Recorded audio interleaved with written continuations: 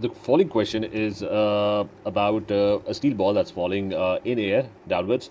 The first part is we need to define what acceleration is. Now we're going to define acceleration, and acceleration is change in velocity per unit time. So how fast is the velocity of the object, in this case this steel ball, changing. Now moving to the second part of the question, which is part B. A steel ball of diameter 0.08 meters is released from rest and falls vertically in air as illustrated in figure 2.1. So the ball is falling downwards. It has a mass of 0.080 meters and not a mass, a diameter of 0.080 meters. It's going to fall 0.280 meters and it's going to hit this there's a beam of light. It's actually going to hit a beam of light which is over here.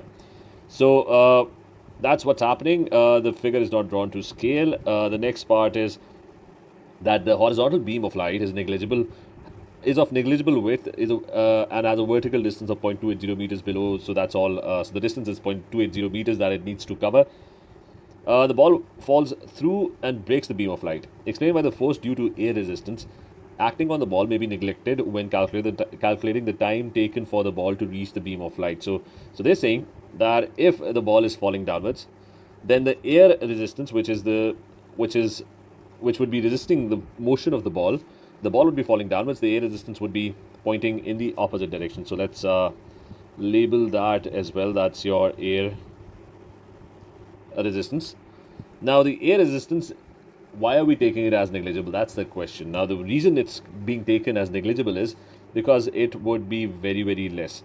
The ball would probably have a very large mass. So the force that's acting downwards due to weight might be too large because it's going to be a heavy ball. If it were a plastic ball and if it were very light, then the air resistance would have been much greater, relatively much greater. So that's what we are going to write in this answer over here.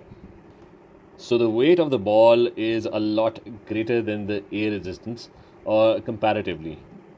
Let's move to the next part of the question, which states that we need to calculate the time taken for the ball to fall from rest to position P where the bottom of the ball touches the beam of the light.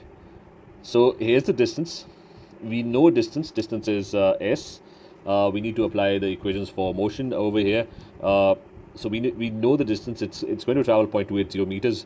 So S is 0.280 meters. We also know the initial velocity, which is what is the initial velocity? It's 0, because I think the ball is at rest. They never mentioned that the ball was traveling. It was dropped at this point. So initially it is at rest. We don't know what the final velocity is. What we also know is what other thing do we know? We know the force of gravity that's acting. It's 9.81. We know acceleration. It's 9.81 meters per second square. So that is also known. So I'm going to apply the formula, which is S is equal to ut plus half at square. So let's do that. S is equal to ut plus half at square. So if I use that formula, it's going to be 0.280 meters. U is 0, initial velocity is 0, so this entire thing is going to get cancelled out. And half at square, acceleration is 9.81, and it's going to be time squared. Now using my calculator, if I put this value, it's going to be 0.280 meters into 2 divided by 9.81 and divided by 9.81, and I'm going to take under root of that, and the value that I'm getting on my calculator, it's 0.24 seconds. So that is going to be the time that the ball is going to require to fall. Now part 3 of the question is determine the time interval during which the beam of light is broken by the ball. So we need to go back and have a look over here that the ball is going to be traveling, and remember this is the beam of light, so we need to figure out the time for which the ball over here is going to break this beam of light. So I'm going to explain this. Imagine this is the ball and this ball is falling downwards.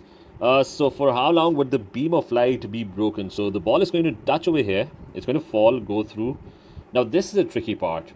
What we need to figure out is, so how long would the beam of light be broken for?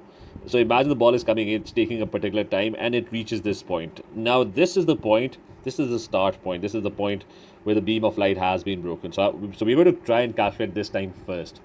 So how long would it take for the ball to reach this point and break the beam of light, right?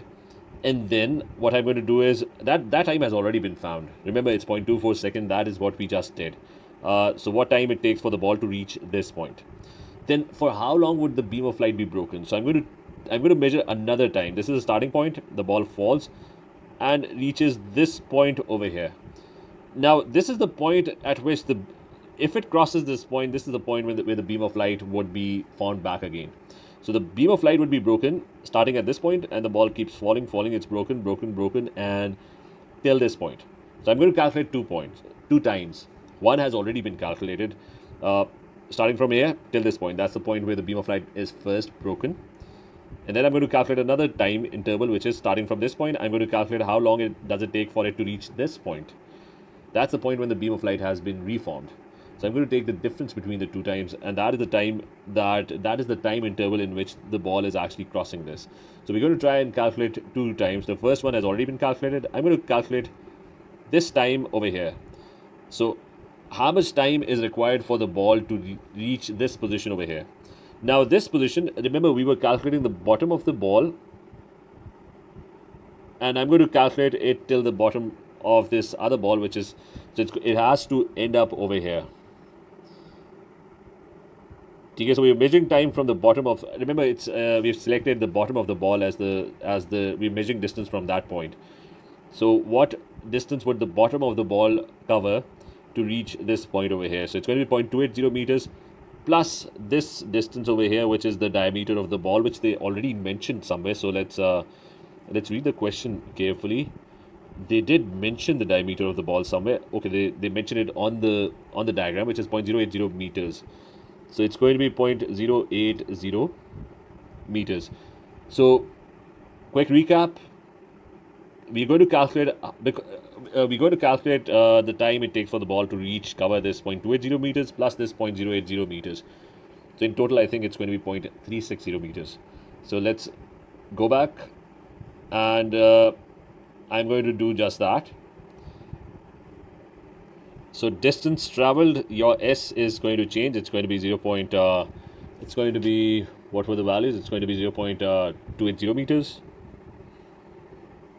plus the 0.080 meters, which is the diameter of the ball. So it's going to come out to be 0.360 meters. That's my S now. And I'm going to do the same thing. I'm going to take S, and UT, the initial velocity was 0, plus half 80 square.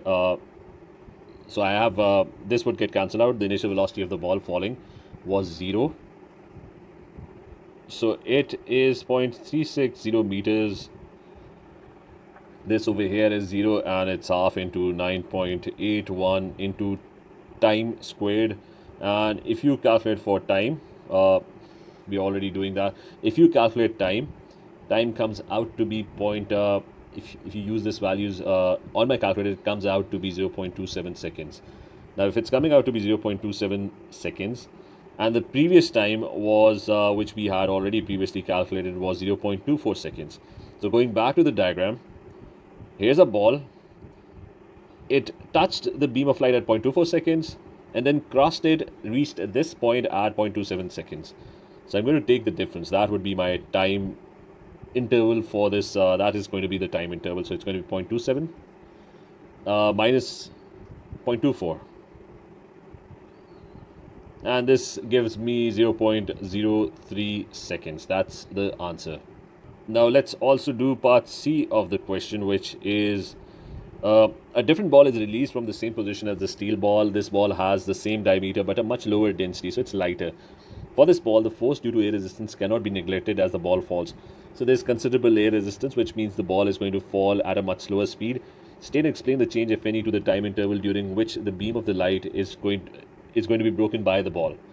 So now what's happening is, going back to the diagram, so imagine a ball that's flowing, but it's that's falling, but it's not going to accelerate that much because there's considerable air resistance now. Previously, the air resistance over here was ignored, but now there's considerable air resistance, which means it's going to fall at a much slower speed, and there's going to be less acceleration. So the speed would not be increasing at a much higher speed. The acceleration would be much lesser because of the negative effect of air resistance. So the ball would slow down, and not slow down, it would be increasing in speed, but not that much. So it's going to be slower in speed compared to the previous steel ball.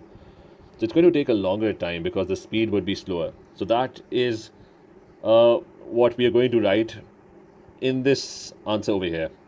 So here's my answer, which is lesser acceleration due to air resistance, hence lesser velocity, so it takes a longer time interval to completely cross the beam of light.